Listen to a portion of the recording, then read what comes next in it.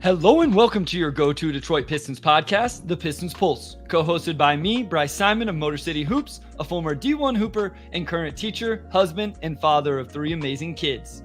Now I'm Omari Sankofa II, Pistons beat writer for the Detroit Free Press. And of course, we're blessed to always be joined by our producer, Wes Davenport. And if you aren't listening to him over on the Detroit Bad Boys YouTube with the pin down with Blake Silverman, you guys need to be checking that out. But today, guys, we are blessed. We are honored, bringing out of, I think in his own words, semi-retirement. We are joined by the man, the myth, the legend, the GOAT of Pistons content creation, Laz Jackson. Laz, what's going on?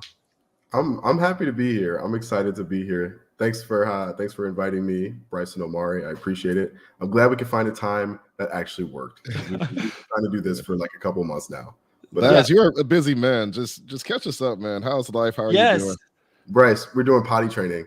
That's what's going on. That's why we can't get you on the pod, because you're trying to get the So, Laz, only you and I understand this. Omari, West, maybe someday.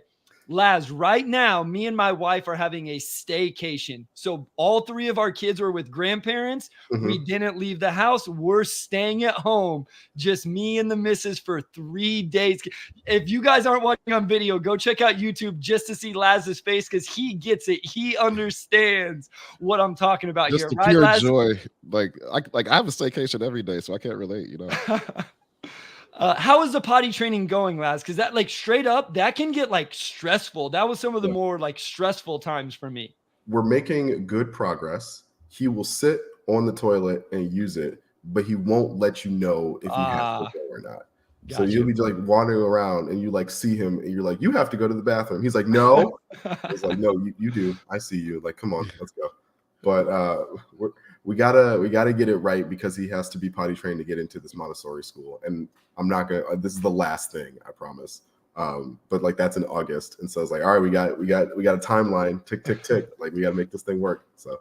That's what's crazy. People don't understand the stress of parenthood. Like, it's not just potty training your child to not get judged by the other parents on the block. You can't send them to school until they are potty trained. Like we went through this with our youngest. You want to go to preschool next year? You got to learn to get on the pod. And so I'm glad, Laz, to have somebody on the pod that can share these experiences with me, because Omari's over here just living the bachelor life, waking up, going to bed, going out, whatever he wants to do. And I'm like, you don't understand, bro. So, Laz, I appreciate it. Anything? What else is good? How's the missus? How's life? How's everything going? Update everybody. Life's good. I appreciate everyone's concern. Things are going well. Like, job's good. Like, the only thing in my life that's going poorly is the Detroit Pistons. Yeah. That's why we brought you on to have this therapy session.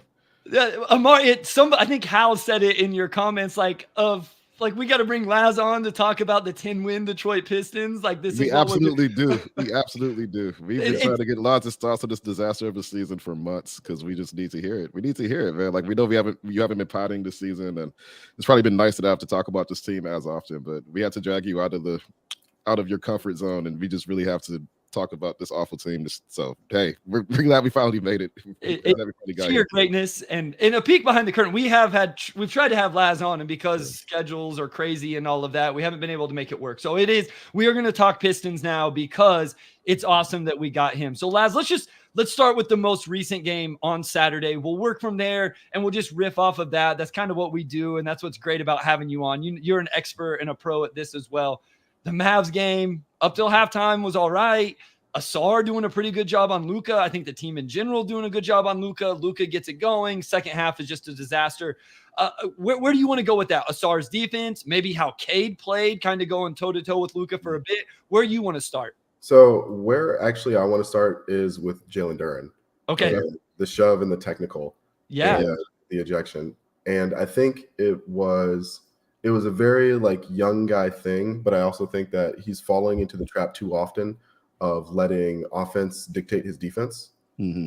And he really was having a tough time getting it going offensively against like Daniel Gafford and Dwight Powell. And I know that had to be really frustrating for him. He was in foul trouble like most of the game. And so I was like, I want to eventually get to a point where like he's better defensively, and his offensive effort and his defensive effort are like not like directly tied to one another. You know, Bryce, when at the beginning of the season, right, we talked about how the major thing we wanted to see from Duren this year was improvement on the defensive end. Yep. And we kind of haven't seen it. I forget who it was. Someone pointed out to me that like Ausar has more stocks than Duren. Is like that. Yeah. That is very noticeable, right? Like, yes, Ausar is already an amazing defensive player, but like you would still think that Duren would be impacting the game defensively, like at that level, and that hasn't been the case. And that's Duren's growth area, right? It's just he has to. I think the biggest factor for his growth going forward is him just bringing like that defense first approach and not the offense first approach, because he's grown offensively this year for sure. But if you're not a Jokic or even like a Şengün level guy, like you gotta be defense first, and that just hasn't been the approach so far. Real quick here, Laz. Jaylen Duren, not only does Ausar have more stocks, Jaylen Duren has 63 total stocks, 23 steals, 40 blocks. Ausar has 68 steals. Like, wow. and he has 59 blocks, so he almost has more of each individual stat than Duren has total. So I'll let you cook some more on this because I think it is important, but that is fascinating. I'm so glad you brought that up. Yeah, no, and to Omari's point, like you can see the work he's put into his like footwork offensively. Yes, right? You can see the results when it's something he like wants to put the effort into, and so you hope like down the line he puts that effort into the defensive end.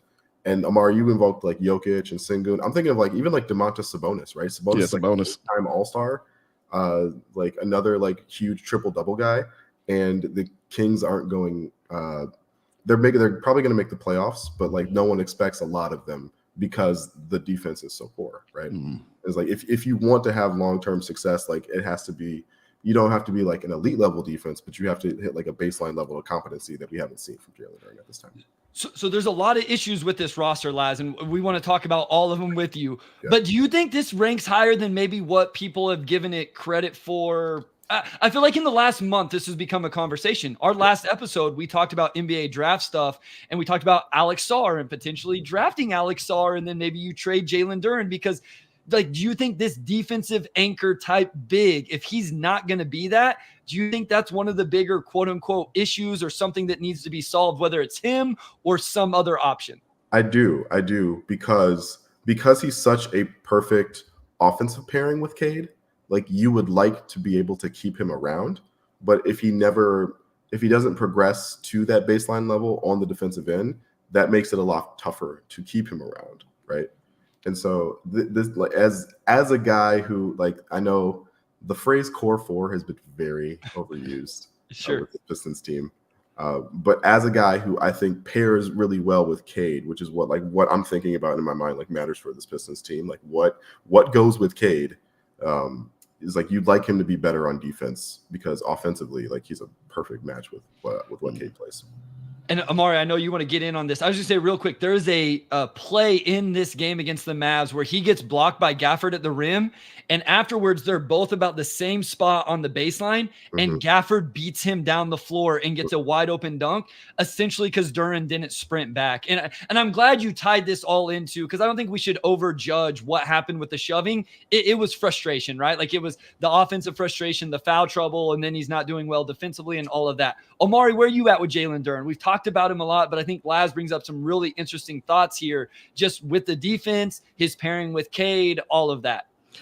Yeah, to me, it's just got to be a fundamental shift in Duren's approach. Because even on the offense, right, like he is such a good – his chemistry with Cade is amazing, obviously, and you see some of the things he's doing passing-wise. And, you know, I think offensively he can really be a monster on the current trajectory he's on, but just – in a modern NBA, like if you're big and you can't play defense, like you pretty much have to be Jokic for it to work, right? Like especially when the playoffs hit, like you'll just be destroyed. And I think at this point, you know, for most teams, Duren would probably be a backup, you know, simply because of his weakness on defense right now. You know, so to me, or not just to me, I think, you know, it's pretty clear across the board. You know, he's got to fundamentally change his approach to the game where, you know, it's just clear. Like you see the dunks, and sometimes he sticks his tongue out at the bench and whatnot. Like that's what gets him going. But you know, it needs to be the block shots and things like that too.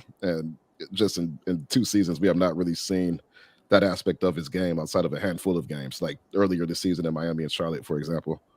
Yeah, and I mean, you guys both brought it up. It's intriguing because of the improvement we've seen offensively, right? And can he then translate that into defensive improvement? I don't know. I do know this.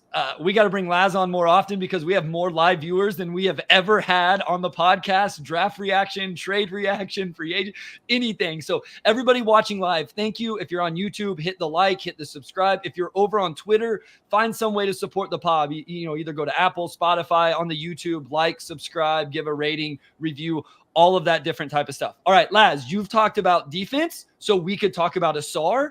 Or you talked about Duren's chemistry with Cade. Obviously, we could go that direction as well. You're giving us some engagement here, so I'm going to keep letting you be the man of choice. Which way do you want to go? So the second thing I wanted to talk to you guys about was Ausar, right? Okay, so yeah. Over the last 7 games, Ausar is shooting 4 threes a game, right? He's like shooting like 30% on them, but he's just shooting 4 threes a game, which is something that we hadn't even he hadn't even looked at the rim from beyond the arc, like prior to the All-Star break, it felt like. And so I've been really encouraged that he's looking to take those shots when they're given to him once again. Less encouraged by the results, right? But like that's a work in progress. Like we'll see how that goes. And you could really see how, like I noticed it in the Miami game that they lost. Like he got some hard closeouts from Miami defenders.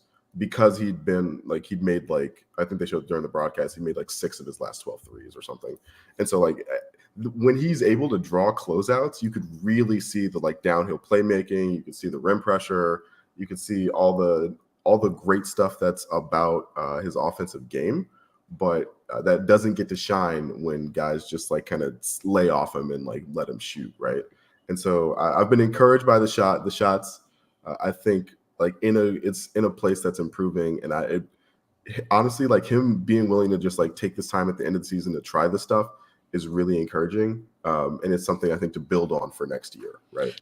Laz, I'm curious to get your thoughts on this, and I tweeted this in Miami. Like Ausar, his interior shooting, like short mid range, pretty much anything within the free throw line, he's like one of the better shooters in the league. He takes more of those shots than a lot of people, and he makes a lot of them. He's got that turnaround jumper, like his touch in that range is pretty good. He's not a good free throw shooter. Pretty much anything but behind the free throw line, it just completely falls off of a cliff. I guess, what do you make of that in general, just to see a guy who kind of has that type of shooting, which is really, especially in the modern NBA, is pretty unique. Does that give you any encouragement going forward that he could figure out the three-point shooting, or do you not even see the correlation just because he is so bad at the line right now? Real quick, Laz, I'm just going to give a number. 54% between 3 and 10 feet. Those are 28% of his attempts. And then he has 46% between 10 and 16 feet. Doesn't take a lot of those, but those are kind of the numbers to back up what Omari's saying there. So go ahead, Laz. So to me, this is like kind of like a Bryce the Scout question in my mind, because the jumper, when he's not thinking about taking a jumper, looks a lot different than the jumper when he is thinking about taking a jumper. And like at the beginning of the season, it was even worse, right? I thought his shot was very regimented, right? Yeah, it was like feet, arms, hands, elbow, like extend, like you could like see the gears like turning in his head. And like over the last couple of stretch of games, you see maybe those gears are turning faster, but the shot is still kind of a little like piecemeal, mechanical. Yeah, mechanical is a great word. Well, because the mid-range, Laz, he's just jumping as high as he can and shooting. Yeah. I'll be honest. I love to give credit where it's due. Wes is the one that brought this up to me. Is maybe they should let him jump higher. Like I would love to know the height of his jump on that mid-range jumper compared to the height of his jump on that corner three, specifically earlier in the year. I feel like they had almost got him, and I'm not blaming them. I realize they had to break down his shot and start with the foundation. I'm not blaming the Pistons or their development. I'm just saying it's like he barely jumped off the floor with the corner. Was like, maybe you just let him be an athlete, right? Like we've all played with these type of players, these guys or girls that are really good athletes, and maybe the jumper doesn't look great, but they just find a way to make enough shots. And I just kind of wonder if just let him jump and shoot it. And because I think you're right. I think he's overthinking it. It's very mechanical. The free throw percentage still makes you a little bit concerned. I don't think he's always going to be this bad. You know, where are you at, Laz? Like, what do you think in terms of like, it's going to improve a little bit, even if it's just the corner threes? Yeah. I do think there is something to the like let him jump on his jumpers. I wonder from a like off-season mechanical standpoint if like I don't know, having him jump 3,000 times a day is like maybe not good from a long-term perspective. Yeah. And like that might be why they're repping it that way. But yeah, I mean, he looks so much more comfortable when he's able to shoot like the way his body like wants him to. And so I do absolutely think there's like some there. But I also think it's possible to transfer that comfortability or to expand that comfortability that he has like to a more mechanical shot.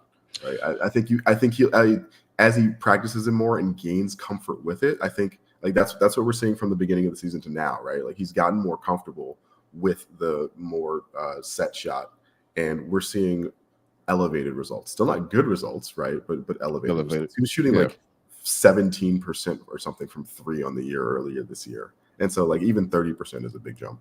Yeah, Ausar is interesting because he's almost like a case study of, you know, as we get deeper into, you know, I guess computerizing basketball and we break things down to like the, you know, almost just like the cells of the game, right? And you read about Overtime Elite, all the technology they had to get guys jumpers right. Like, I wonder if this offseason you just, I don't want to say like throw out the book, but you just tell Ausar, like, just go out and shoot. Like, don't worry about mechanics. Just shoot till you feel comfortable. And if it could help him to just get away from maybe what the perfect jumper should look like don't even think about that, because there's a lot of good shooters who have bad mechanics. I mean, you know, I think that's, to an extent, that's even subjective, right? Because you have guys like, a lot of people question if Halliburton could shoot, even though his sample size in college was like 41% high volume. Like, just statistically, there's no reason why you would ever question if he could shoot, because he had all the markers of a truly great shooter. But people look at his form and they're like, "Oh, he's not going to be able to get that off." It's like, do you just tell Ausar, like, don't even think about that? Like, just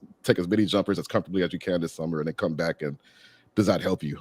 The form is messed up. Like, Halliburton's form is crazy. Like, I watched the 3-point competition, and you get the zoomed in version, and his hand starts like over here, and then gets under the ball as he's like, I think back to it. I wasn't doing it at the time, but I'm like, no wonder people question whether he can shoot off the bounce or over a contest, because it's a very unique form.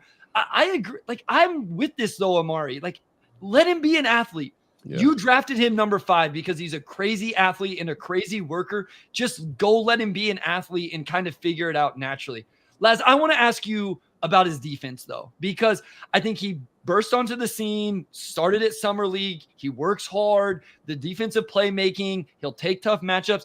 I thought the last couple games were some of his more impressive, like on the ball against different level of stars here, but I thought he made Mikal Bridges' life miserable in that Pistons win over the Nets. And straight up, Luka may have eventually figured it out because he's Luka. He had Luka frustrated as all get out in that first quarter, first half. And you could tell he was sick or whatever, you know, early in that game. They were showing cuts of him to the bench. What have you thought about Ausar's defense? What does that mean for the Pistons' big picture? All of that kind of moving forward, irregardless of the offensive quote unquote concerns. Yeah, he's the best perimeter defender on the team, just like point blank period. And went and has the potential to be like an all defense level defender at that spot. And so that makes like, that is a possibility that like makes him really intriguing and makes you want to keep him around. I agree. Bryce, like, I'd have to ask you this, but like, I thought the Nets like did not have too much structure to their offense. Yeah, it's weird. So like that makes defending a lot easier when it's like, all right, like after 14 seconds, it's like, all right, guys, like let Dennis Schroeder cook, or like let Mikal Bridges cook. And it's like, okay, like all I have to do is stop this guy one-on-one, like deal. Like I don't have to think about anything. I just like me and my man, like that's a lot easier. But he's been really impressive. He's really impressive. The contrast between him and Jaden Ivey getting around screens is just always just like really like stark relief to me. You see the athleticism, like let him be an athlete. You see that in some of the plays he makes around the rim. He had a huge block. Who was that on? I think it was in the Brooklyn game. Somebody had like a step through and he threw it into the third row. And it's like not everybody can do that. And so it's just, I'm really impressed with what Ausar brings as a defender. And I think that makes him a more, I'm not going to say the word core, but a more salient piece of this team moving forward. Yeah, we got to get to this core conversation and offseason. We're going to get to it, but we got to talk Cade. We went 20 minutes. We haven't talked Cade Cunningham, who kind of has been hooping recently. So we want to get your thoughts on him. We got to talk Jaden Ivey, obviously, maybe a few other pieces. And then we will kind of step back and take a bigger picture. We got to go to a break. Omari, whenever we come back, let's ask Laz his thoughts on Cade Cunningham. All right, we're back with segment 2. I tweeted this last night. I didn't tweet it. I put it in my story, actually. But going into last night's game, pretty much since November 30th, if you cut off his first, 18 games of the year, but he was still getting his form back, he's averaging 23 points, 7 assists, 3 turnovers, and he's shooting 48% overall, 38 from 3, 86 at the line. So you're talking a guy who's bordering on elite efficiency for a guard. The 3-point shooting can still improve a bit, but 38% in that span is great. Yep. And then last night, I feel like this week, it's not a breakout week because he's been good for a while, but you just look at what he's done, and then they go shot for shot with Luka in the first half last night, keeping the Pistons in that game. Where Cade is now, how close is he to maybe the ideal version of where you wanted to see him coming into this season, where he still had a lot to prove basically in every facet of the game? Yeah, I think so. The caveat you put in there was for this season. Yeah. And I think that's a really important point, right? Again, I know I'm kind of sick of hearing this too, but functionally this is year 2.5 for Cade. Mm-hmm. And so you'd still like to see improvements in terms of turnovers and other areas. But the biggest thing for me for Cade at the beginning of the season was the shot, because him being able to shoot off the dribble, him being able to shoot pull-up threes changes entirely how defenses have to account for him. And once you start having to go over on Cade, that opens up the passing, right? That sucks in defense, that causes help rotations. And so to me, that was the big thing. And now you can run, you were seeing a little bit of the thing where now Ivy has the ball and it's a skip pass, 1 pass away to Cade on the wing. And you feel good about the defense allowing Cade to take that shot, right? As opposed to when he was shooting 32%, it was kind of iffy. But yeah, I think Cade has made real strides over the course of the season. I've been really impressed with Cade. He shot I think he had 8 free throws last night at well, which is always a big, which is always a number I'm paying attention to. Partially because we've always complained he doesn't get enough calls, he doesn't shoot enough free throws. But also partially because, Omari said, he's shooting 88%, 87% at the line. It's those are essentially free points if he can get them. Mm-hmm. And so, yeah, I've been really impressed with what Cade has done, particularly after the All-Star break. But the turnovers are still a concern. And then one thing that showed itself in the Miami game was the lack of strength. Right, he doesn't create as much separation as you might like. That was also a good contrast with Luka, right? Luka's just digging his shoulder into guys, and guys are just moving off of him, and he can get to. Luka's also a guy who is way bigger in person than he is on TV. He's massive. I don't think it's hard to understate just how physically opposing he is compared to most players. Nobody can really budge him out the way. But not to cut you off, Laz. No, but you can see the difference in their games, right? There were a couple possessions in the third quarter, I think, where I think it was Amude that was guarding him. And Luka just gently nudges Amude exactly into the spot he wants him to be in, and then steps back and takes a 17-footer. It's it's just him in the gym by himself at that point, right? Yeah. And we've seen Cade hit that level on occasion, but we also see how much harder Cade has to work to create that separation, just because he's not as strong as a guy like Luka. He can't get guys off balance like Luka can, which is no shade, right? Luka's a top 3 MVP candidate, right? Saying your guy's not as good as that guy is totally fine, but it's also something I'm paying attention to, and that's an offseason thing, right? Adding strength is an offseason thing for sure. So let's just stay there. Do you think that is another priority for him this offseason? What would be the number one thing? We can talk about his defense, which I think At times he's shown a little bit of growth. At times I'm like, man, Cade, can we get a little bit more locked in? There have been stretches where the turnovers have been better. Hasn't necessarily been the 3 games this week where he's been unbelievable scoring the ball, shooting the ball, even almost averaging 10 assists, but is up over 4 turnovers again. But I think I've looked maybe post All-Star break or since he came back, he actually was somewhere in the 2s. And so we've seen it be better at times. What would it be for you, Laz? The strength, the turnovers, the defense? What would be like number one? The thing I would work on the most this season if I was Ashton would be would be strength with the ball in his hands. Yeah. Right? There are a lot of times where you can see like he's in rhythm, and then he gets whacked, and that like throws him off his rhythm. Is like, no, you need to be strong enough to absorb contact from other people and still be able to get to your spot and do what you need to do. So getting stronger like while I'm dribbling would be a huge point of emphasis for me this offseason if I were Cade. You brought up the free throw attempts. I also want to talk to, and Omari, I want to get your thoughts on this as well, because I have my opinion. In this 3-game stretch, he's got to the line almost 7 times a game. What do you think the quote unquote issue is? Or do you think there is an issue with him either getting to the free throw line, Laz, or some of the times he gets there around the rim and isn't able to finish? Like, is he not getting calls? Is he not creating contact? Should he just take contact better? What are your thoughts on that? So I think some of it is he's not getting calls, obviously. But I also think a big part of it is that his because of his lack of strength, it doesn't look like he's getting hit and losing the ball, but it looks like he's naturally losing the ball and then he gets hit versus like, it appears that like him getting hit, it was what caused him to lose the ball. I also think like the lack of athleticism around the rim, to me, this really showed itself in the Miami game where like there was that stretch in the 4th quarter where he was putting his head down, he was getting all the way to the rim, and he got blocked like 2 or 3 times. And it's just because he doesn't elevate easily like in traffic, which is like, a thing we knew about him, right? But I do think if you get blocked and you're kind of like still on the ground, like it does look like less of a foul from a referee perspective, right? But I'd be curious to see what Omari says, because Omari is the one who's actually like watching Cade like in person, right?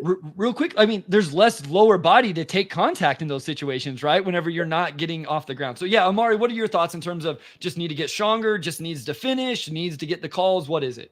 Yeah, I wrote about it a couple of weeks ago when we came out of All-Star break. In those first 2 games, like I think Cade had like 55 points and like 0 free throw attempts or something like that, which you don't usually see that from like guys who have the ball as much as Cade. So I have 2 complete games where you have the ball a lot, scoring a lot, not getting to the line at all.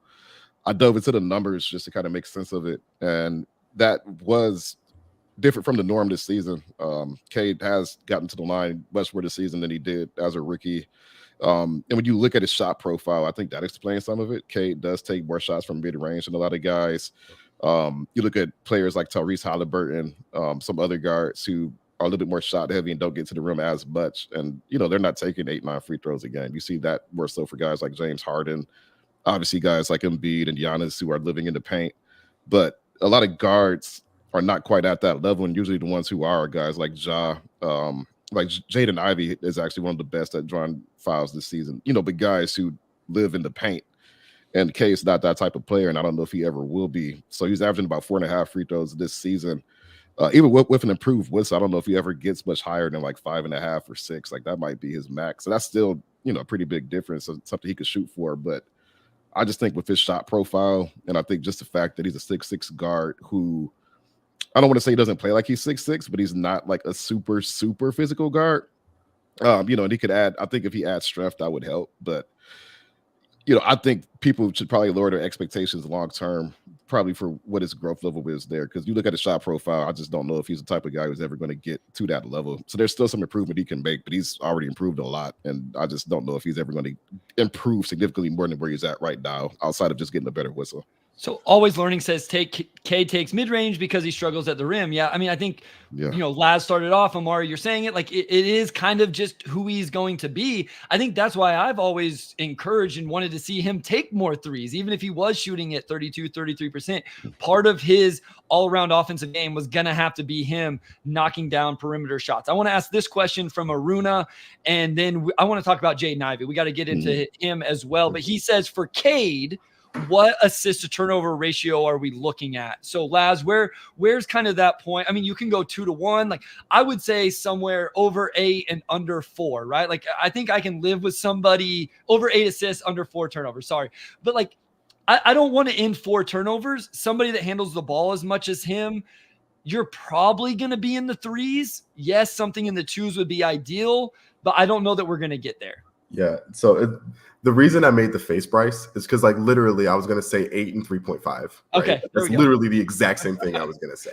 Yeah. It's like that seems reasonable from a guy who handles the ball as much as Cade does, but doesn't play at a super high pace like a Halliburton or a Fox or something like that. But also a guy who does he still has like the casual turnovers, right? Like he dribbled off his foot and like Derrick Jones Jr. got a dunk out of it in the second half, and that was annoying. But we've seen a lot less of that like over the course of the year, right? And so excising those, I think, will do a lot and has done a lot to keep his turnovers like in the normal lead ball handler range. Right? Do you think he's going to? Like, I'm starting to get a little concerned that these kind of lackadaisical ones actually are going to be harder to rid him of, because we've seen this since day one, and it is 2.5 years. I kind of thought maybe he would have figured out the lackadaisical, like careless ones, and we haven't seen those ones yet. Do you think we're going to? I do. Okay, good. I think so we forget Cade's still under 23, right? Yeah. He had a 2 hyphy turnover against Dallas where it was like a 3-on-1 break with him, Ausar, and Duren. He's like, I'm gonna throw a lob. Yeah. And Ausar's like, I can't catch it, so bro, I'm sorry. And it's like you'll still get those, right? But if it's you would hope that 25-year-old Cade is let's get points out of this. We don't have to do something cool, let's get points. And I think that will that maturity will assist in cutting down some of those turnovers. Real quick, Omari, Michael says, right, Doncic is a turnover machine. You just live with it to agree. I also want to point out Doncic is a turnover machine. The rest of the Mavericks are not. Yep. Every other player on that team is not. And that's why as a team, they're low turnovers because their center doesn't turn it over. Their wings don't turn it over. And that is a little bit of an issue right now with this young Pistons team. Omari, where are you at? Cade's turnovers, assist to turnover ratio, kind of where would you like to see him get to over the next, let's say 2 or 3 years? Yeah. So going back to what I was saying earlier, I have the stats in front of me now. Since November 30th, so cutting off the first 18 games, he's averaging 7.8 assists and 3.1 turnovers, which to me is perfect. Yeah. I mean, I think if he's that for the rest of his career, that's completely fine. Yeah. And I think his turnover issues have been a bit overblown in general this season. It was not overblown for the first 2 months when he was leading the league in turnovers by a wide margin. But since then, he's cut down so much that it's really it's not a non-story because you can always improve. But of all the things he needs to improve, I think that's pretty far down the list at this point, as far as just the most glaring issues. At this point, it's more so tightening the handle, continuing to improve as a shooter, defense, a lot of room for growth. The turnovers are not as concerning. I think it's more glaring in games where Cade does have the occasional off night, of course, but when you have an off night and then you also have 6 turnovers and you have one in the final 2 minutes, where we've seen that happen enough this season to where those moments stand out. I think that those moments color probably a more negative picture of where he's actually at in his career than he probably deserves. I think along with that, you have guys like Harden and Luka who have also been high turnover guys, but they're also 2 of the singular most impactful offensive players in the game. So it's probably easier to live with it when it's a Harden or Luka who's playing at the MVP level, and Cade's not at that point yet. And I don't know if he'll ever quite be that level of scorer, but he could probably be a much better defender than those guys too. So long story short, I'm not really concerned about the turnovers. I think he's largely solved a lot of it. And for him, it's just rounding out the rest of his game so that the turnovers don't stick out as much because he's just impacted the game in so many other ways. Again, thank you to everybody watching live. This is by far our best turnout. We have over 750 people watching live, whether it's on Twitter or YouTube right now. So thank you guys so much. Again, hit a like button, hit a subscribe button, go check out it on the pod and leave a rating, review, all of that. Just help us support, continue to grow out the Pistons Pulse. Laz, before we go to our next break, let's talk Jaden Ivey. Like this has been a very interesting. You can go as far back as you want. You can talk just about last night's game, wherever you want to take this, because there is a lot to the Jaden Ivey sophomore year conversation. Where are you at? Where do you want to start off with this? So the place I want to start is Ivey's 3-point shooting. Okay. Since like in the calendar year 2024, I think she's shooting 35.8%. So we'll call it 36% from three. And like that is something you absolutely live with, right? Yep. Yes. But it is very Sadiq Bey-ish, where it's like one night he's going like 5 for 7, and one night he's going 2 for 7, and you don't know which one it's going to be until like that first one like hits, right? Yep. And so I think that teams still go under on him, right? And you see he has a willingness to pull when teams go under. I really noticed it in the Orlando game like a couple weeks ago. Like Suggs like kept going under, and he was just like, "All right, fine, like I'm gonna take these," but they don't always go in, which is tricky. But I really like Jaden has learned like an entirely different role this year. To be perfectly honest, right? Like he spent most of his first season like playing on the ball, like getting to be a primary guy, getting to be a creator. And this whole season has been like, all right, like how do I fit next to Cade? And for a long time, it was like, how do I fit off the bench next to Cade? But like, that's in the past. We're not gonna talk about that anymore. And so now like you see a level of comfort between the two of them growing, and that's encouraging. But I also think like it took a while for it to be to the point where like, okay, they can play off one another instead of like a your turn, my turn type of thing. And I still think there's room to grow in that area. But Jaden being able to consistently be a like 3 for 7 guy will help a lot in that area, I think. I have questions sometimes. So Omari, I'll ask you this first, and then Laz. I think Jaden's taking too many for my liking over the last month or so. I want him, right? A defender goes under, he's got to make him pay, right? He's got to get his feet set, make him pay. There's some of these ones in transition, though, where I'm like, no, I think I would rather you go ahead and attack a closeout or give a one more pass or something like that. So Omari, I looked, Jaden right now is taking, what is it? Almost 8 per 100 possessions. If we just go per game, he's taking right around 4.5, which is what he did in his rookie season as well. Do you ever find yourself in the middle of the game going, man, Jaden's taking too many threes right now? Or are you comfortable with the shot diet that J.I. has from the 3-point line? Like both. It's like on one hand, like if there's a season where you're going to take so many threes, like this is the perfect season to do it. Along with that, like I look at his last 5 games, he had 9 attempts last night. He had 9 attempts the night before that, or the game before that. Then he had 5 and 5. Then against Cleveland, he also took 9, and he probably doesn't need to be flirting with 9 attempts a game. I think that's probably excessive for a guy who is still, for the most part, just average from that range.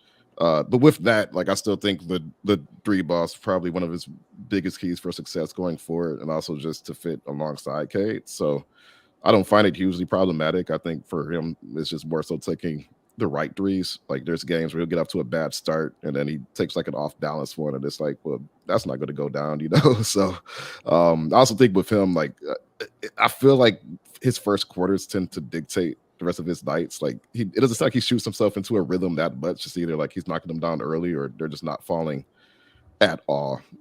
So he seesaws a lot. Overall, I don't think it's that concerning, but he could improve his shot diet for sure.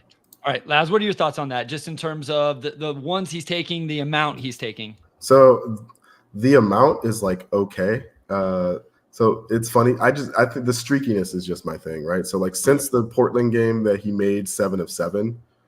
He's shooting 25% from 3, right? Over the last 12 games. It's like that's not great. But I don't think he's a 25% from 3, like 3-point shooter, right? Yeah. So it really just is like Omari mentioned, like how in rhythm is he able to get himself in like those first couple of minutes from a shooting perspective? Kian says apples and oranges, but when talking Cade, turnovers, part of the defense is he's under 23 and on year 2.5, but doesn't apply to.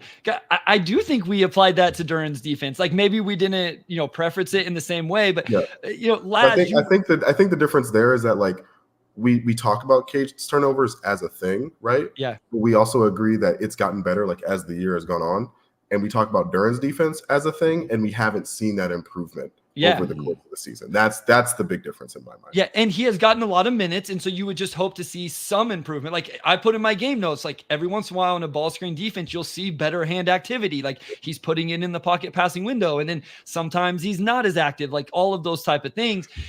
The other thing is we're not calling for Jaylen Duren to be traded right away. We're not just throwing our hands up saying it's over. Yeah. We're just saying like this does need to happen, and if it doesn't, there could be some concerns down the road with overall roster construction.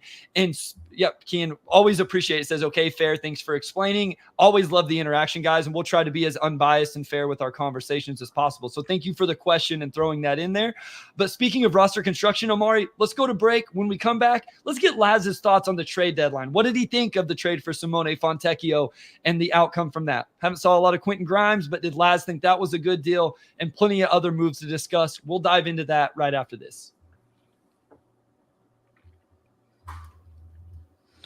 All right, we are back with segment 3. Let's talk about the deadline, and we're going to get into Tech first. I mean, he's come off the best game of his career, 27 points. I think he was 11 for 14, 4 or 5 from 3 last night. And to me, I think that trade has just been like a straight win for the Pistons, just seeing how well he's played. We haven't seen the new contract yet, Omari. We don't know what the contract's. No, I'm just kidding. We have not seen the new contract. So if he makes $40 billion this summer, okay, maybe I'll change my tune a little bit. Laz, where are you with Fontecchio right now?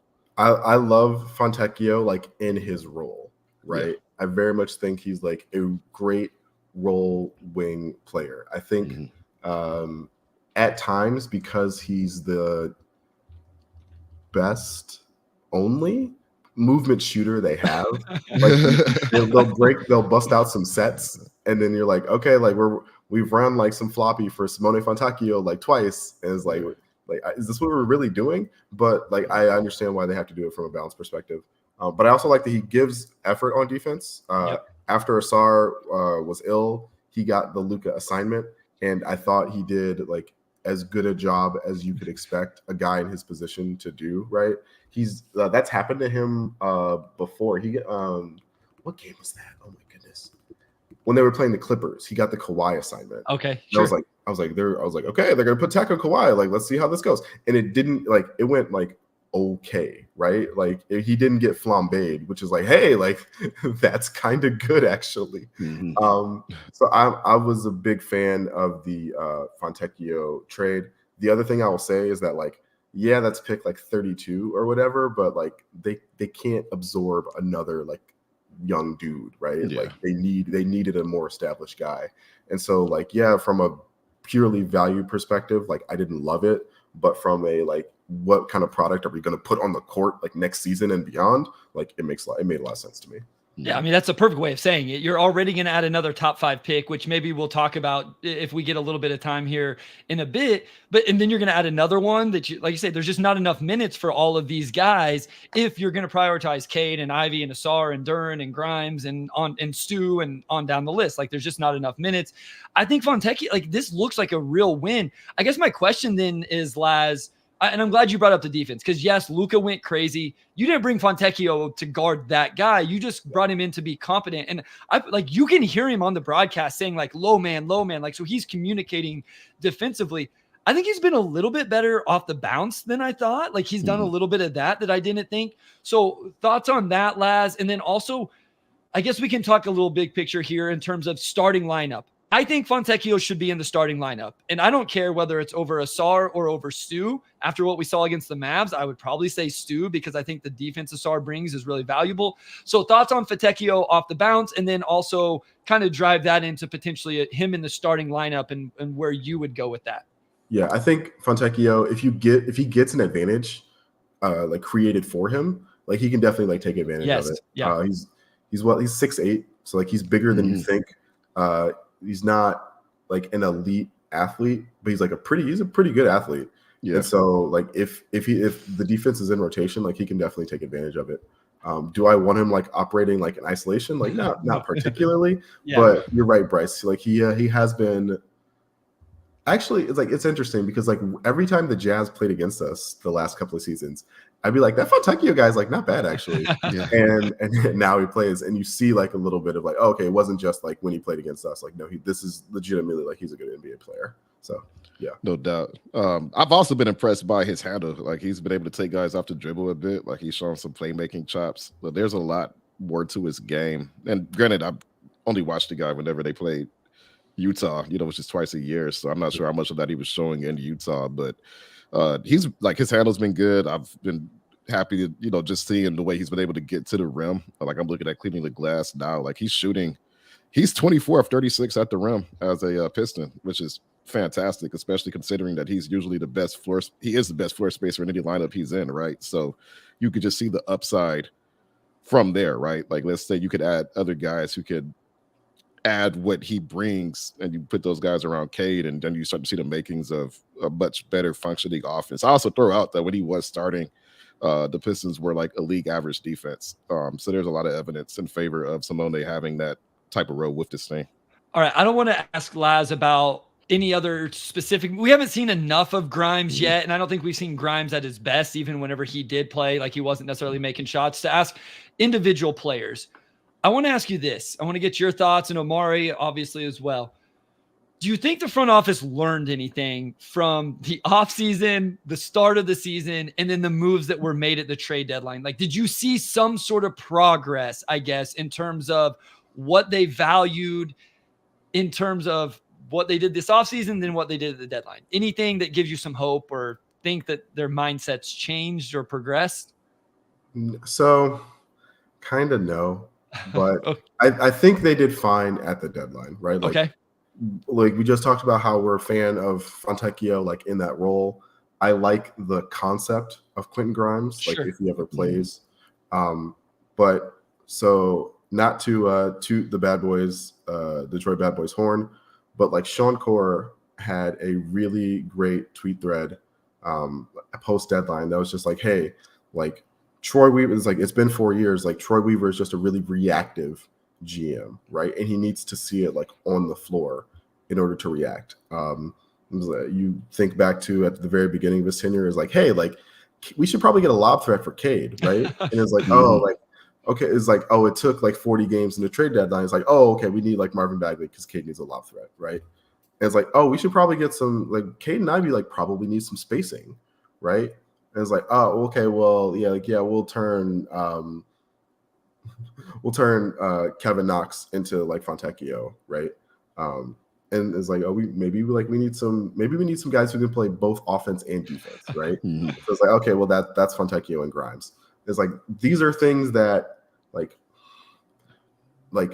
armchair analysts could be like, hey, like the Pistons like don't really have a lot of roster balance between offense and defense. Like they can put together some good defensive alignments, and some good offensive lineups, but like they don't really mix. And it's kind of striking when it's like he needs to be able to see like, oh, okay, like, you know, Stewart didn't grow as much as a defender, as like a wing defender as we would have liked. And so like we got to adjust from that. Or, you know, like, oh, like Bojan got hurt. And then when he returned, he was like just as bad on defense as he was last year. And it's like that became a problem for us. Like when we're trying to develop like Duren as a rim protector. Right. And so it's like that. He's just a very reactive GM. And I think that's probably a trait of his, but it's also like it's going to cause issues if your front office like isn't forward thinking. Yeah, I think what this season showed, just going off of your point, Laz, is, you know, I think Troy built this team based off of his own evaluations of what he believed guys could become rather than what they currently are. And then you go into the season and it's like, oh, Bogey and Burks are some of the only guys on this team who can shoot. And, you know, we have a starting front court, you know, with basically like, you know, Stu could hit a high percentage, but teams still aren't really closing out on them. So it's not really accomplishing that. And, you know, we saw that the roster was very deficient in a lot of key things, you know, like hoping Wiseman or Duren become a good rim protector. And neither of those guys do, or hoping that Stu can basically hold down that front court on his own defensively, and he can't, so you have a lot of players who are being overextended, over leveraged, and basically put into roles based on what you think they can do rather than what they're actually doing. And I think this trade deadline was okay, like let's just shift our focus on getting guys who can actually do what we need, right? So you get Fontecchio and Grimes, two guys who can shoot and like really defend. Grimes hasn't shot well, and he's only played a couple games, but defensively, you could see pretty immediately that he's an upgrade over the vast majority of the roster. And I think that's probably been the learning experience for Troy in the front office this season. Just as a first-time GM, right? Like you can't just build a team off of your own evaluations of what you think guys could do. You have to get proven production at some point, and that's sort of what the shift has been now. They've been sitting on this cap space for a few seasons in a row, waiting for the right moment, but you haven't put a competent team on the floor in that span either. Just believing that young guys are going to step up, kind of magically and do things that they haven't done. So, yeah, very much. I think just watching Troy kind of learn the job in real time. And I see some people in the comments mentioning, and I would agree that the trade deadline is probably the one complete positive this season, maybe outside of like Cade playing well, is that they actually went and got some NBA players, and they're still a bad team, but they're not like the worst team in the NBA. They've actually just improved pretty substantially. They're just tied for the worst team in the NBA. We're above the Wizards now, right? I think it's back to tied. So. They're like they're tied in the wins column. Oh, they beat Charlotte. They beat Charlotte. That's right. Yeah. No, yeah. So we'll see. But the needle has moved forward, regardless of how little that needle, has moved. And I think that's, if there's anything to give you any hope for the future, it's just that they seem to have a much firmer understanding of what the team needs and how you could actually move that needle forward now. Well, I think the scary thing is, Laz, what if it always has to be reactionary, right? Like it's been great that they've seen, okay, this didn't work, let's go get this. But because they've always been late, they've always had to overpay as well. And then that's been, oh, this guy didn't work. Okay, well, now we'll trade him for more than, or we won't get back what we traded for him whenever we get rid of him, those type of things. Also, if you guys saw me smiling like an idiot, my wife brought home a Starbucks, and these are the advantages of a staycation: is there are no kids around, so your wife can run to Starbucks and bring it during the middle of the podcast. So nice. Shout out my wife who lets me be a kid and do kid things in terms of podcasts and content creation and all that. Okay, we got a few questions. Laz, I know you want to talk a little bit of NBA draft before we go, and then we'll get you out of here. So Derek Brown says, we can just have a Marcus Sasser quick conversation here, Laz. Are you concerned about Marcus Sasser as the backup point guard? He's very small, in my opinion. That's Derek Brown's there. What are your thoughts on Sasser thus far, and specifically maybe kind of his size and his role? So I think Sasser's like fine as what he is. I don't know if I think he might be like a small 2 as opposed to like a point guard. He's a good shooter. Yeah. Like can take guys off the bounce, but like as a table setter, as a distributor, like there's a little bit to be desired. And he's already like, as a 4-year college guy, like I think that like that kind of might just be who he is.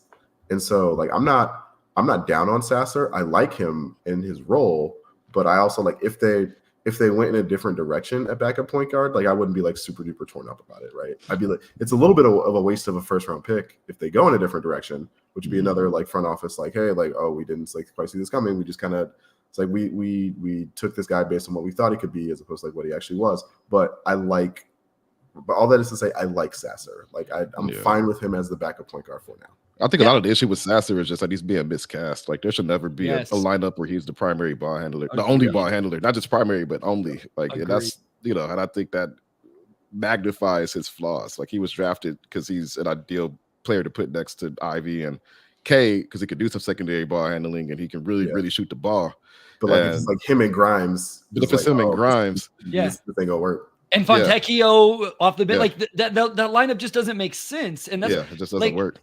I envisioned, hey, we bring Sasser in to play next to Cade so then we can stagger Ivey minutes, and Sasser makes sense because you have this jumbo initiator so you can play a smaller 2 guard who spaces the floor. And I would love to know how many minutes him and Cade have actually played together. I may look that up as you guys answer this next one, because that's where I thought the value would come from whenever they made. And that's, again, they traded. Not only is that a first round pick, Laz, they traded second round picks to move up. I didn't hate the move in the moment, but it, like you said, Omari, you got to use them the right way. So Ryan says, hey guys, love the pod. How realistic is the possibility of using our cap space to trade for a big name in the offseason without having to give up any, here you go, Laz, core players, also who might be available? So, you know, Omari, we've talked about this a little bit with Keith Smith, but Laz, just to get your thoughts on the cap space, what do you want to see happen this offseason? What would be a big win for you?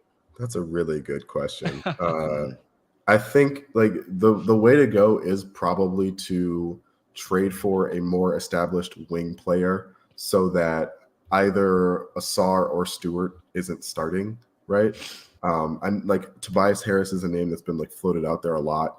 You could definitely see how a lineup of like Cade, Ivey, Fontecchio, Harris, Duren like makes sense, right? That's a little weird because like you're bringing Stu and Ausar off the bench, and it's like I don't know how that's going to go offensively, and you still don't have enough ball handling.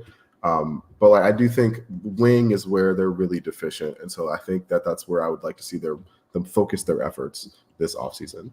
What I will say is like that's not a conditions in that question. Like they might if they went out and like traded a like quote unquote core player this offseason, I would not be stunned, right? It makes, from a cost control perspective, it makes sense. Cade's extension is coming up. If you keep both Ivey and Duren, their extensions are going to be right after that. And so like your window for acquiring like a $25 to $30 million a year wing who like fits next to those three guys is like this offseason and like the trade deadline next year. And then otherwise, like guys start getting paid, it gets harder to add guys. And so we'll see how that goes for sure. Yeah, I mean, I think the thing with this is, and you alluded to it earlier, you are going to add another top 5 pick. So if you had to trade one of the young core type of players that we all talk about, you're replacing them with another one. And you can't pay all those guys, right? Yeah. You can't pay all your top 5 picks like their top 5 picks. Like you run out of flexibility really quickly doing that. All right, Laz, let's get, I know you had a question. You put it in the private chat. Sure. I don't know which player you're wanting to ask me about, or hold on real quick. Cade Cunningham, Marcus Sasser is 1, 2, 3, 4, 5, 6, 7, 8, 9th in terms of minutes played. Cade Cunningham. So the most is like Duren, Ivey, Ausar, and Stewart. Then that's a travesty. Like that's just completely misusing Sasser. Yeah, so it's 9th, and that's essentially last out. Like it's still behind Boyan, Killian, Bagley, Burks, who aren't on the behind roster. Killian is wow. Yeah. And then it's only ahead of like Wiseman. And then guys who have just recently joined the roster. Like Fontecchio will play more minutes with Cade, which makes sense in a next game or two than Sasser has played with Cade. All season. So just not something we've seen a lot of. So, okay. I know you had a question. In talking about the wing depth and them needing to add wings this offseason. Okay. So the two guys I've been looking at with this top 5 pick are Cody Williams and Zachary Rickeisher. So it's like I have a little bit more of a feel for Cody Williams' game. Sure. But the Rickeisher kid, like I wanted to ask you as the scout, Bryce, like it seems like there's a lot to love there, but also the shot looks a little funky. It does. And he's really skinny. We haven't really seen too much like ball handling stuff with him yet. So like he intrigues me a lot, but I also think like if the Pistons took another French project, they might be riots in the streets. And so, like, where are you with him in particular? Like, that's the guy I wanted to hear you like speak on the most. Yeah, no, I have Ricochet number 1 on my Pistons big board. And this is assuming you wouldn't want to necessarily do like draft Alex Sarr and trade Jaylen Duren. Like we've talked about this a little bit, but I mean, I think Alex Sarr is really good. That's a whole nother conversation. We had it last episode. So I'll read my quick notes on Ricochet. Off the ball 3-and-D wing with potential to be a forward as he grows and fills out his body because he is 6'9", 6'10". He's only 18, turns 19 on April 8th. does not currently offer a ton on the ball offensively, but will provide floor spacing and a nice feel for offensive rebound, cutting, getting out in transition. Defensively, not a lockdown wing defender, but major value and overall defensive system with some real versatility long-term. May never be a number one scoring option you're looking for, but just kind of your prototypical NBA wing archetype. So I agree with some of the shooting like mechanics things. Me and Wes have had this conversation a lot recently. Like, then the day the kid's shooting over 40% from three in a professional league. Yeah. And I've gotten almost completely away from judging on that type of stuff. He's gotten better throughout the year as an 18-year-old playing in that league. I think he can defend. Like, I think he fits into the roster really, really nice. Cody Williams' shot concerns me a little bit as well. It's even lower, very slow, low volume, hasn't played a lot of games this year, comparatively speaking, because of injuries and different things. And he is skinny as well. The idea behind Cody compared to Risache is Cody definitely has some more potential on ball stuff. Like, he has more feel, passing, those type of things. I think Risache is like a true off the ball player, but I would keep Risache number one because there's some defensive stuff there as well. So in your mind, Risache would be a better, I'm thinking about like who pairs well with the wing with Ausar. Now, right? Like, Risache would be a better match in that scenario. I think so, also, just because there's a little bit more size. Now, I don't know how they're each going to fill out their bodies, right? Like, you look at Cody Williams and say, well, if he fills out his body like his brother Jaylen, maybe you would rather have that, right? Yeah. I think Risache is a better fit in general because he's a true off-ball player that will space the floor, transition, cutting, offensive rebounding. I think if you want to get the high-end outcome of Cody Williams, there's a little bit more like you want to put the ball in his hands at times and let him do just a little bit. But again, it's like, is Risache going to fill out? Like, is his body going to fill out? Because then at 6'9", you could, play him as a 4 as well. So I like Risache as the best fit right now for this team. And in a draft where there's no clear-cut number one, I think if the Pistons had number one, that's who I would take. But if they're at number 4, you may get him also, right? Because someone will talk themselves into Alex Sarr. After last night, somebody may talk themselves into Reed Shepherd at 2 or 3. Rob Dillingham is all over the map. Cody Williams, we've talked about. Reed Shepherd should be in that conversation. Like, that dude is insane. If they take another small guard, though, like, I mean, here's the thing. Okay, so we've had this conversation with Alex Sarr, right? And Jalen Duren. You want to take Reed Shepherd and then trade Jaden Ivey for like a true wing forward? I don't love it. Yeah. I am very bullish on the Cade Ivey backcourt, but I mean, Reed Shepherd would fit really nicely in terms of extreme floor spacer. Here's the thing about Reed. There are some on-ball defensive concerns. Like, even if you watch that Tennessee game, he got beat off the dribble a few times. Now, that doesn't mean he shouldn't be a top 5 pick, because with what he does shooting-wise, he absolutely should be. But yeah, I mean, it's going to be fun drafts. Right now, draft stuff is slow because there aren't the names. When people really get into it, the conversations are going to be awesome because there are so many conversations to be had, not just about the Pistons, but just in general. Every team's going to be having these same conversations. But yeah, Laz, I like Risache. I think he's like, if we get the number 1 pick, it's not going to be a guy to be like, oh my gosh, this is face of the franchise like we were with Cade, but it's a good fit, I think. Yeah. I'm still trying to put a lineup that's like Cade, Duren, and like 3 6'8" dudes who could like handle and defend a little bit. And like I'm wondering, like, as I'm trying to do that, I'm like, okay, is Cody or Risache like a better fit for that lineup? But like, it's encouraging to know that like both of them, I think, have potential to fit in different areas of that. Here's the other one. You fall a little bit further. Matas Buzelis is another guy that I think fits fairly nicely. Go ahead.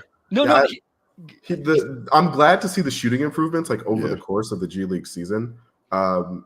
He needs the ball in his hands a little bit too much for my liking. Sure. And I don't think he's like, I don't know if he's good enough to have the ball in his hands that much. There's a lot of fraud. He's a tough evaluation. Like I said this the other week, like I don't know what to make of him, honestly. He could be a bust. He could be the best player in this class. I have no idea. Yeah. Well, there's a lot of Franz comparisons. I'm like, we're a little bit like, I understand why. Here's the thing. I'm giving the Ignite guys a pass. Like it's guys, if you haven't watched full G League, the development situation is that bad. You're just like, it's not great. it is not great down there. There's no true point. Like, there's a lot of stuff we don't have to get into. I'm going to self-promote here a little bit. Kian brought it up. Trevor Lane, Keith Smith mentioned you're doing some work with their basketball bulletin. So guys, if you want some NBA draft, so on the basketball bulletin Substack, which is the front office show, friend of the pod, Keith Smith, and then Trevor Lane, they have a Substack starting tomorrow. Actually, Monday morning, I'll release my first NBA draft scout over on their Substack. So they brought me on board over there. I may even make some appearances on their pod. Obviously, Keith is a friend of our pod. So yeah, a little self-promotion there. Sorry. But yeah, the Ignite situation. You can self-promote on your own pod. Bryce. Is that okay to self-promote on your own pod? I think that's okay. Yeah, guys, I'm just trying to drag out another few minutes here because we're 6 people away from 1,000, and I never thought we would ever get close to 1,000. So I'm like, all right, I'm having a staycation here, Laz and Omari. My wife's not going to be mad at me if we drag this out for 2 or 3 minutes and we hit 1,000. That is another bucket list podcasting thing for me to check off the list. So, Laz, truly though, I feel like we have a blast every time you join us. We have to make this happen more often, more consistent, whatever we got to do to get you on the pod. I don't know how Omari feels, but I'm pulling the Trump card. I don't care how Omari feels. We are getting Laz on the pod more because you are amazing. And I feel like these go perfectly. So thank you, man. No, I appreciate you guys bringing me on in my semi-retirement, right? I appreciate still having perceived value of things to say. Absolutely. And schedules are in flux, but anytime I'm able, I love to come on. I love to chop it up with you guys. I love talking draft stuff with Bryce because I know he's watching these dudes and I'm not watching them nearly as closely.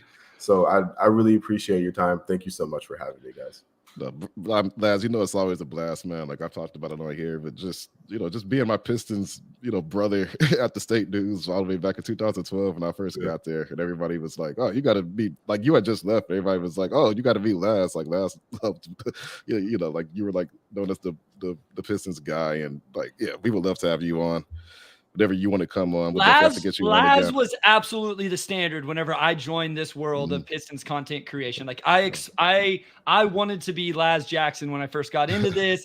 Him and Sean, however you want to say, gave me my chance at Detroit Bad Boys. I can never, ever, ever thank those two enough for that. So Laz is truly the OG in my eyes. Nobody better.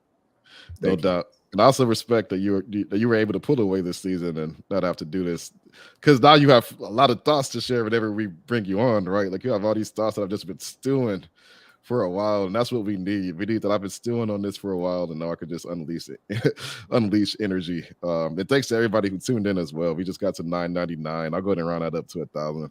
We did it. Super gratifying to see. We're gonna have to do some more Sunday afternoon recordings. 1,000. We did it. There it is. Man, that's crazy. Yeah, we're gonna have to record on Sundays. Should have got a screenshot because it only lasted for about half. There it is again. It is again. So again, thanks everybody for tuning in. We'll definitely do this again with Laz as soon as we can, and I'll go ahead and close this out. Big thanks to our audio producer Robin Chan, our editor-in-chief Dakota Avery Nichols, and our executive producer Anjanette Delgado, and our sports editor Kirkland Crawford. And big shout out to Wes as always. And we'll talk to you all next week.